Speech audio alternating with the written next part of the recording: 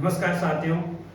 जैसा कि आपसे मैंने वादा किया था, उसमें बताया था आपको कि मैं आपके लिए एक बहुत ही होलिस्टिक जो आपके आने वाले एग्ज़ाम है, net JRF assistant professor, running में ही चलने वाला सेट का एग्ज़ाम जो है, और भी जैसे लेक्चरर के एग्ज़ाम होंगे, उनके लिए आपके लिए मैंने एक प्लान बताया था आपको कि इस तरह की मैं आपके लिए एक सीरीज लेके आऊँगा जो ज़्यादा टाइम की नहीं रहेगी, 10-15 मिनट की रहेगी, लेकिन आपको प्रॉपर होलिस्टिक यानी सिस्टमेटिक चीज़ें बताई जाएगी। उसी के संदर्भ में अपना आज का पहला इंट्रोडक्टरी क्लास है और उसमें दोस्तों मैं आपको बताने जा रहा हूँ इतिहास। एक्चुअली इतिहास जो होता है वो क्या होता है, किस तरीके से हम इतिहास को पढ़ते हैं, इतिहास को पढ़ने की क्या अप्रोचेज होती है, और साथियों सबसे इम्पोर्टेंट चीज़ होती है एग्ज़ाम, जब नेट का एग्ज़ाम होता है और पेपर हॉल में जब हम बैठते हैं पेपर में, तब वहाँ पे जो क्वेश्चन पूछे जाते हैं ज़्यादातर अप्रोच के होते हैं, और एक उनकी साइंटिफिक अप्रोच का मतलब होता है कि इतिहासकारों ने अपने मत कैसे दिए हैं, उन मत के अकॉर्डिंग भी क्वेश्चन आते हैं। बहुत बार क्वेश्चन आते हैं कि आपने कौन कौन सी किताबें जैसे पढ़ी है। मान लो अगर मैं एक बात कहूँ, अगर जो स्कूल्स होती है इतिहासकारों की, स्कूल्स का मतलब ये है कि उन्होंने जैसे साम्राज्यवादी लेखक होते हैं, मार्क्सवादी होते हैं, और सबाल्टर्निस्ट होते हैं, और राष्ट्रवादी होते हैं।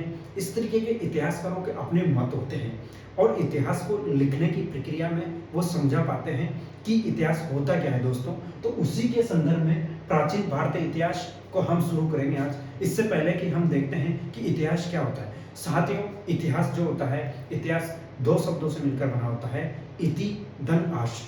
इतिहास जिसमें प्राचीन घटनाओं का वर्णन किया जाता है, जो अतीत में हो चुकी है घटनाएं, उनका वैज्ञानिक तरीके से प्रस्तुतिकरण, यानी कि सत्यता की जांच की जाती है साथियों।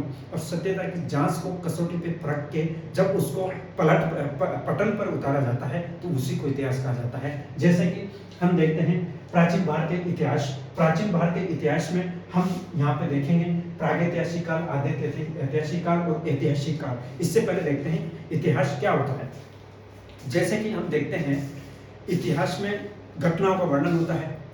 घटना है क्या होती है, घटना ही जैसे कि हम देखते हैं प्राचीन भारतीय इतिहास होता है, मध्यकालीन भारतीय इतिहास होता है, और इसको आधुनिक भारतीय इतिहास कहा जाता है। फिर हम पढ़ते हैं विश्व का इतिहास, और फिर पढ़ते हैं हिस्टोग्राफी, है ना, इतिहास दर्शन। ये आपके असिस्टेंट प्रोफेसर में, नेट में, सेट के एग्जाम में, इन सब में भी ये क्वेश्चन आते हैं। तो इसमें क्या होता है साथियों कि इसी को जब घटनाओं को हम क्रमबद्ध रूप से आगे बढ़ते हुए पढ़ते हैं, वही इतिहास होता है। जैसे कि हम आपको बताते हैं कि प्राचीन भारतीय इतिहास में क्या होता है।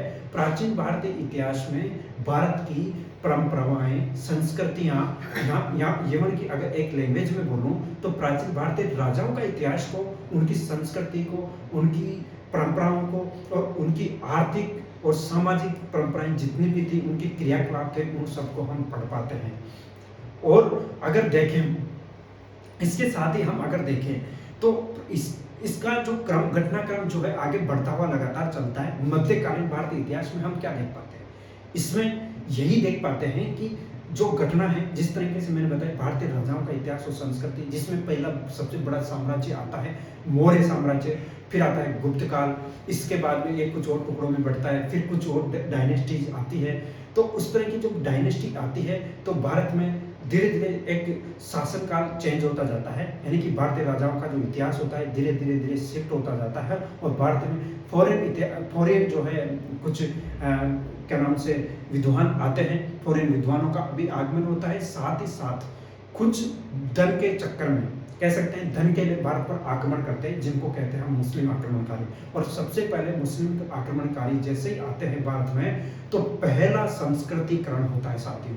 पहला संस्कृतिकरण कब होता है, जब मुस्लिम आक्रमणकारी भारत में आना शुरू हो जाते हैं, या कह सकते हैं जैसे ही विदेशी एक तरीके से, जैसे फॉरेन टूरिस्ट कह सकते हैं उनको, विदेशी यात्री जो होते हैं, जब वो आते हैं उन उनसे भी कुछ चीज़ें ऐसी होती हैं जिनका भी धीरे-धीरे संस्कृतिकरण होता है। और संस्कृतिकरण क्या होता है? एक शब्द जो मैं आपको बार-बार बता रहा हूँ, संस्कृतिकरण। तो संस्कृतिकरण क्या होता है? इसको भी हम समझेंगे क्लास में। सबसे पहले हम देखते हैं कि धीरे-धीरे यहाँ पे संस्कृतिकरण होता है, क्योंकि भारतीय सामाजिक परंपराएं, रीति-रिवाज और यहाँ की एक सनातनी परंपरा थी, उसमें जब चेंज बदलाव आता है साथियों, तो जैसे वो बदलाव आएगा, वही बदलाव आगे हमें इतिहास के अगले अतीत, जो अतीत हो चुका है उसके घटनाक्रम को अगले वाले पन्ने से हमको जोड़ने का काम करेगा। और वही धीरे-धीरे हम एंट्री करेंगे मध्य भारतीय इतिहास में। मध्यकालीन जिसको इतिहास भी कहा जाता है, उसमें क्या होता है साथियों? सबसे पहले हम भारत के संदर्भ में अगर देखें तो हम पढ़ेंगे इसमें दिल्ली सल्तनत को, और दिल्ली सल्तनत के ही सिमिलर, या कह सकते हैं उसी संक्रमण काल में ही हम क्षेत्रीय राजाओं का इतिहास पढ़ते हैं। क्षेत्रीय राजाओं के इतिहास में होता क्या है कि जैसे राजस्थान में उसको राजपूत काल कहा जाता है, और कुछ छोटे छोटे राज्य भी बने रहते हैं जिन पे, जैसे सेंट्रल में उस टाइम पे दिल्ली सल्तनत रहती है। उसके बाद में दिल्ली सल्तनत में तुगलक काल आ जाता है, बहुत सारे खिलजी वंश आते हैं, है ना, और सैयद वंश भी आता है, फिर लोधी वंश आता है, इस तरीके के वंश चलते रहते हैं। उसके बाद में जैसे ये डायनेस्टी खत्म होती है, फिर आ जाता है मुगल काल। और मुगल काल के भी दो फेज होते हैं। एक तो होता है प्रारंभिक मुगल काल, जो सबसे प्रोग्रेसिव मुगल काल माना जाता है। देन उसके बाद आता है उत्तरोत्तर मुगल काल, जिसमें प्रॉपर शक्तियां राजाओं के पास इतनी नहीं होती है। धीरे धीरे वो यानी कि डिक्लाइन काल रहता है मुगल काल का। डिक्लाइन इन द सेंस पतन रहता है, जिसमें वो पतन की और ज्यादातर मुगल काल का पतन रहता है। और सबसे बड़ी बात कि उसी टाइम पे अंग्रेजों का, यानी कि दूसरा एक और संक्रमण काल जो हम देख रहे हैं धीरे धीरे, जैसे हमने क्या देखा, स्टार्टिंग से हम देख रहे हैं कि किस तरह से धीरे धीरे संस्कृतिकरण होता हुआ यहाँ पर अंग्रेज आ जाते हैं, यानी कि अंग्रेजों का भी आगमन, यानी कि अंग्रेजों के साथ में हम एक अंग्रेजों की बजाय अगर सही शब्द बोले तो यूरोपियंस का आगमन वो शुरू हो जाता है ना। तो यूरोपियंस हमसे काफ़ी आगे थे एक्चुअली, बोला जाए तो किस में थे, क्योंकि वहाँ पर ऑलरेडी भारत में मध्यकाल जो चल रहा था ना, जिसको हम भारत में मध्यकाल पढ़ते हैं, वही यूरोप में पुनर्जागरण काल चल चुका होता है, जहाँ पर वो साइंटिफिक तरीके से साइंटिफिक चीज़ों को वहाँ पे एक तरीके से कह सकते हैं कि वैज्ञानिक पद्धतियों का विकास हो चुका होता है, आविष्कार हो चुका होता है, छापे खाने का आविष्कार हो चुका होता है। वो सूर्य के चक्कर और चंद्रमा के चक्कर को समझ चुके होते हैं, पृथ्वी की कैसे घूमते हैं उन सबको समझ चुके होते हैं। और वहाँ पे मानववाद का जनक जिसे पेट्रार्क को कहा जाता है, बड़े बड़े विद्वान, उन सब का विकास वहाँ पर हो चुका होता है। भारत में अभी भी मध्यकाल है, यानी कि एक तरीके से कहा जाए तो अकबर और या फिर और भी जो राजा थे अभी भी समुद्र के बारे में इतना नहीं समझते थे, बल्कि वो लोग जहाजों का निर्माण कर चुके थे ऑलरेडी। तो हम क्या देख रहे हैं कि विदेशों में हमसे ऑलरेडी, विदेशों की न कर करके हम यूरोपियंस के बारे में बोलेंगे। यहाँ पे यूरोपियंस हमसे काफ़ी आगे हो चुके थे। जैसे ही उन्होंने यहाँ पे दस्तक दी तो उनका व्यापार पर्पस था स्टार्टिंग में, और व्यापार को जब उन्होंने अपना हथियार बनाना शुरू करा तो भारत के जो राजा थे उनकी मुट्ठी में अपने आप बातें चली गई, क्योंकि उनके पास पावर थी। और पावर में सबसे बड़ी जो बात थी हम देख पाते हैं वो था उनके पास जहाज था, उनके पास साइंस थी, टेक्निक थी। इन सब चीज़ों के माध्यम से उन्हें अपने राजाओं को यहाँ पर व्यापार करने के तरीकों को और साइंटिफिक तरीके से बढ़ाना शुरू कर दिया, और राजाओं को अपनी सत्ताओं से हटाना शुरू कर दिया। इस तरीके से हम देख पा रहे हैं साथियों, प्राचीन भारतीय काल, मध्य भारतीय काल और आधुनिक भारतीय काल। इसके साथ ही विश्व का इतिहास आ जाता है, फिर हिस्टोग्राफी आता है। अब साथियों हम क्लास में देखते हैं यहाँ पर हमारा इतिहास, ये सब net set assistant professor in सब एग्जाम्स के लिए जरूरी है।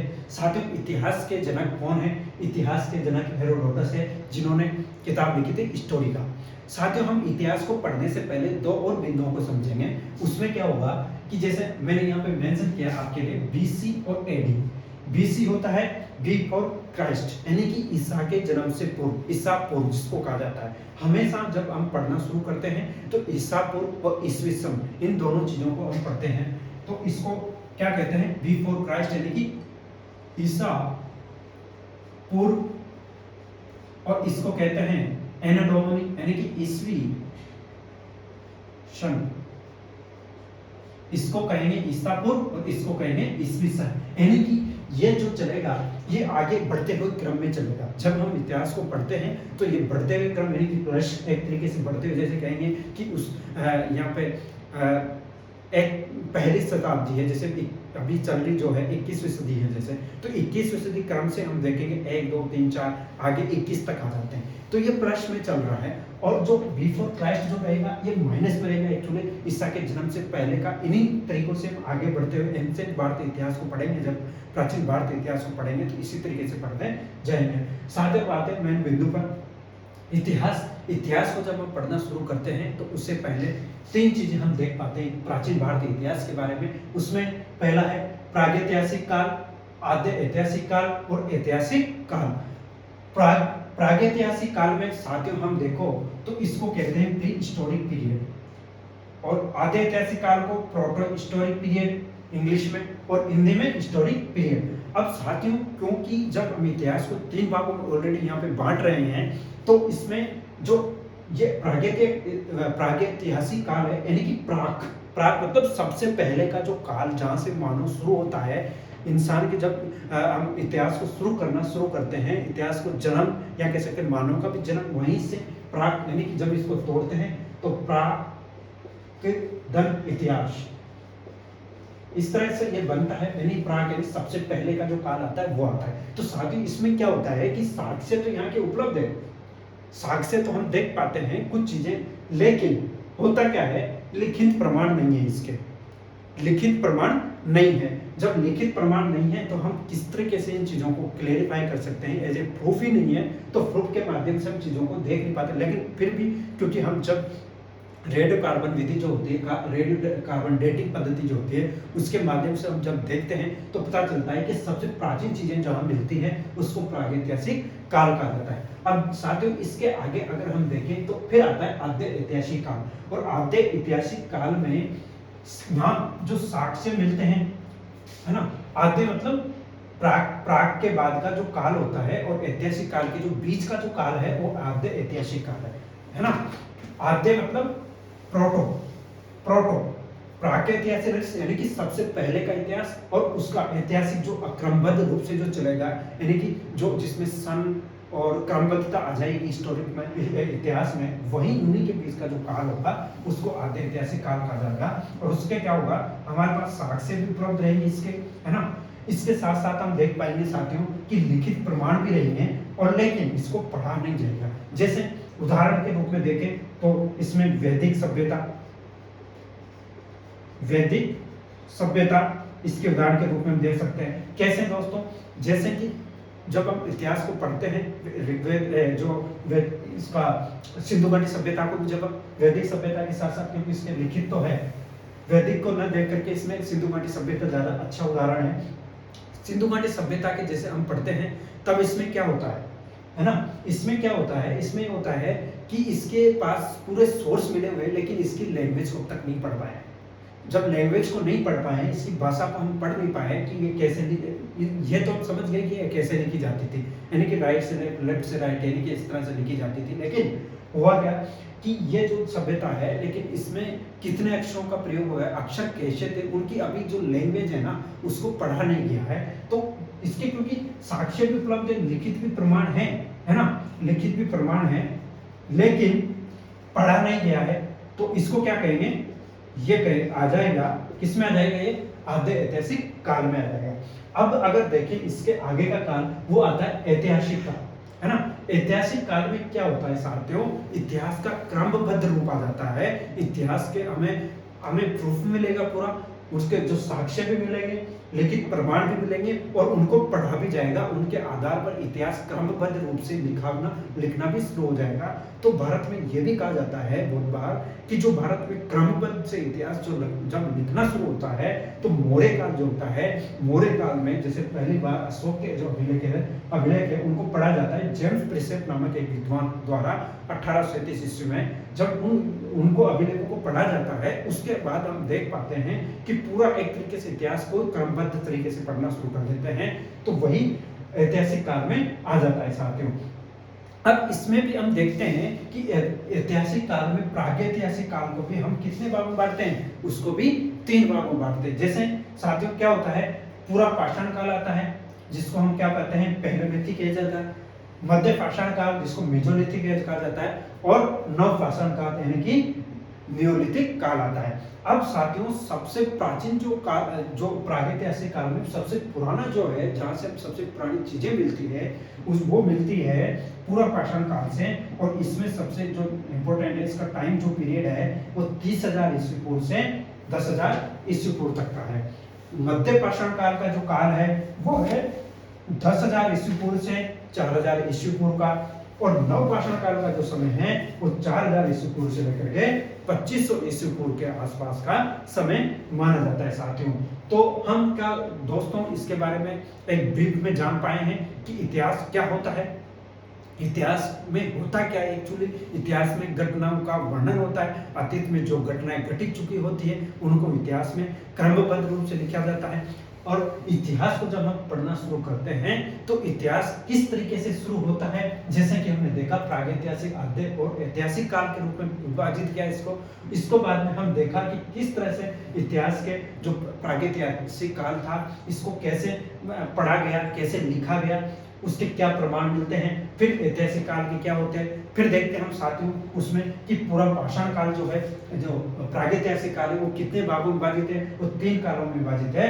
और पूरा पाषाण काल, मध्य पाषाण काल और नव पाषाण काल में। तो साथियों इसके अगले ही क्रम में हम देखेंगे इन सब की डिटेल के बारे में। तो जुड़े रहे मेरे साथ इतिहास अड्डा पर। और साथियों मैं आपके लिए कोशिश करूंगा कि और भी बेहतर तरीके से आपके लिए कंसेप्ट के साथ साथ फैक्ट का समायोजन करते हुए आपको यहाँ पर इतिहास अड्डा पर अच्छे से अच्छे क्वालिटी के साथ में आपको इतिहास के जो नेट जेआरएफ की जितने भी क्लासेज रहे, जितनी भी मेरे से हुई होगी, मैं आपको अवेलेबल करवाऊँ। तो जुड़े रहे मेरे साथ। और इसी तरीके से आपका जो आपने मेरे से उम्मीद की थी उसी के साथ आज मैं ये वीडियो लेकर आया हूँ। तो धन्यवाद, थैंक यू।